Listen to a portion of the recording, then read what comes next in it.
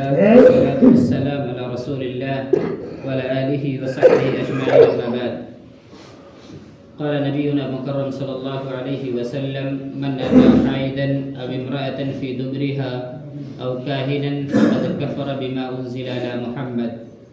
وفي رواية: من أتى عرافا فاسأله عن شيء لم تقبل له صلاة 40 ليلة. محترم مسلیان کرام، آج کا درس کہانت سے متعلق ہے۔ اسلام کے اندر جادو سیکھنا، سکھانا، جادوگری کرنا حرام ہے، بلکہ جادوگر کی سزا اسلام کے اندر قتل ہے۔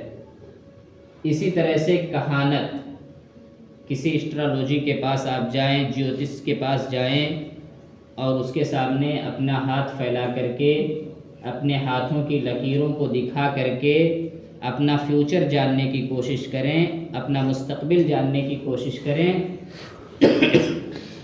یہ شریعت کے اندر حرام ہے، بلکہ یہ عمل انسان کو کفر تک پہنچا سکتا ہے۔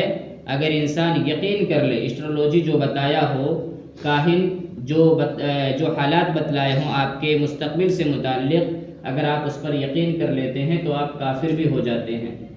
حدیث کے اندر آتا ہے، پیارے نبی صلی اللہ علیہ وسلم فرماتے ہیں: من اتی حائدا او امرأة فی دبرها او کاہنا فقد کفر بما انزل علی محمد، کہ جو انسان کسی حیض والی عورت سے ہم بستری کرتا ہے، یا پھر کسی عورت کے دبر میں وطی کرتا ہے، یا کسی کاہن کے پاس جاتا ہے، اس سے سوالات کرتا ہے، فقد کفر بما انزل علی محمد، تو ایسا انسان اللہ کے رسول صلی اللہ علیہ وسلم پر نازل کردہ احکامات کا انکار کیا۔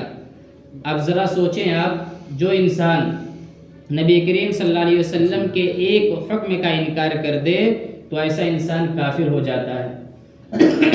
لہذا جو بھی کاہن کے پاس جاتا ہے، یا حیض والی عورت سے ہم بستری کرتا ہے، یا عورت کے دبر میں وطی کرتا ہے، ایسا انسان رسول اللہ صلی اللہ علیہ وسلم کی نبوت کا انکار کرتا ہے، آپ کے احکامات کا انکار کرتا ہے۔ ایک دوسری روایت کے اندر ہے: من اتی عرافا فاسألہ عن شیء، کہ جو انسان کسی عراف کے پاس جاتا ہے، عراف کاہن کو بولتے ہیں، جس کو ہندی میں جیوتش اور انگریزی میں اسٹرالوجی بولتے ہیں، جو ایسے لوگوں کے پاس جاتا ہے، ان سے سوالات کرتا ہے، اللہ تعالیٰ ایسے لوگوں کے 40 دنوں کی نماز کو قبول نہیں کرتا۔ کتنی بڑی وعید ہے! لیکن ہم میں سے بہت سارے مسلمان ایسے ہیں جو کاہنوں کے پاس جاتے ہیں، اور کاہنوں کی طرف سے جو ٹوٹکے ہمیں ملتے ہیں، ہاتھوں میں دھاگے باندھنا، کمر کے اندر دھاگے باندھنا، پیروں میں دھاگے باندھنا وغیرہ، ہم اس پر عمل کرتے ہیں۔ یہ عمل شریعت کے نزدیک مقبوض عمل ہے۔ یہ عمل اللہ رب العالمین کو پسند نہیں ہے۔ انسانوں کو چاہیے ایسے لوگوں سے دور رہیں۔ ایسے لوگ آپ کے ایمان کا سودا کر بیٹھیں گے اور آپ کو یہ احساس نہیں ہوگا۔ اور عموماً دیکھا جاتا ہے ایسا کام کون لوگ کراتے ہیں؟ جن کا اللہ پر بھروسہ نہیں ہوتا، یا جن کا ایمان بہت زیادہ کمزور ہوتا ہے۔ اللہ قرآن میں کہتا ہے: اِنَّهُ لَيْسَ لَهُ سُلْطَانٌ عَلَى الَّذِينَ آمَنُوا وَعَلَى رَبِّهِمْ يَتَوَكَّلُونَ۔ شیطان کا اور ایسے لوگوں کا جو کاہن ہوتے ہیں، جو کہانت کرتے ہیں، ایسے لوگوں کا بس ان لوگوں پر نہیں چلتا جو اللہ پر ایمان رکھتے ہیں اور اللہ پر بھروسہ کرتے ہیں۔ جو لوگ جن کا بھی ایمان مضبوط ہوتا ہے، اس طرح کے ٹوٹکوں کی انہیں ضرورت نہیں پڑتی ہے۔ انہی لوگوں کو ضرورت پڑتی ہے جن کا ایمان کمزور ہوتا ہے اور وہ اللہ پر بھروسہ نہیں کرتے۔ یقین مانیں آپ، جو لوگ اللہ پر بھروسہ کرتے ہیں، جنات و شیاطین ان سے ڈرتے ہیں، کبھی ان کے پاس جاتے ہی نہیں۔ اس سلسلے میں ایک واقعہ آپ کو بیان کرتا ہوں۔ مہر نبوت کے مؤلف علامہ سلیمان منصور پوری رحمہ اللہ کا ایک انسان تھا، اس نے ایک جنات کو قتل کر دیا تھا، اور قتل اس نے جان بوجھ کر کے نہیں کیا تھا۔ جنات کا بچہ تھا، وہ چیونٹی بن کر کے یا کوئی کیڑا بن کر کے کہیں گھوم رہا تھا، اس کا پیر اس پر پڑ گیا، وہ مر گیا۔ اب اس کا باپ، اس بچے کا باپ یعنی جنات اس سے بدلہ لینے کے لیے اڑ گیا اور اس پر سوار ہو گیا، اور وہ اس سے مطالبہ کرنے لگا کہ جب تک تم مجھے ایک انسان کی جان نہیں دو گے تب تک میں تمہیں چھوڑوں گا نہیں۔ بہت زیادہ ضد کرنے لگا، یہاں تک کہ بہت سارے لوگ آئے، چھڑانے کی کوشش کیے، لیکن وہ مانا نہیں، اور یہ کہا کہ جب تک انسان کا خون نہیں دو گے ہم اس کو چھوڑیں گے نہیں۔ آخر میں جب تمام ٹوٹکے لوگوں نے آزما لیے، اس کے بعد علامہ سلیمان منصور پوری رحمہ اللہ کے پاس گئے اور بتلایا کہ معاملہ ایسے ایسے ہے۔ علامہ سلیمان منصور پوری نے کہا کہ جا کر کے اس سے یہ بول دو کہ سلیمان منصور پوری نے کہا ہے کہ اسے چھوڑ کر کے چلا جائے۔ بس اتنا ہی سلیمان منصور پوری رحمہ اللہ نے کہا تھا۔